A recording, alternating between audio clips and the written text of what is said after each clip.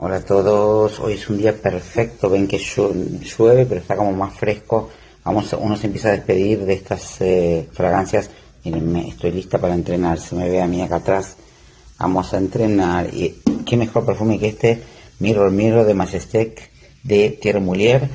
La señora Natalie Lorson, perfumista y nariz de este perfume, lo he mostrado, lo vuelvo a mostrar porque uno recicla las cosas. Miren el color del jugo, es ambarado, con jazmín, tiene cilantro. Yo no le siento el cardamomo, perdón, tiene cardamomo. Yo le siento la gamuza, el ámbar y el jazmín. Sobre todo la gamuza y el ámbar. Es dulce, pero de los ámbares de antes, de los que eran de oro, de los que eran de verdad, de los que no son químicos, de los que eran geniales. Así que esto es lo que voy a usar hoy. Espectacular. Vamos a dar vuelta a la cámara. Miren. Y vamos a... Espere que hay un filtro.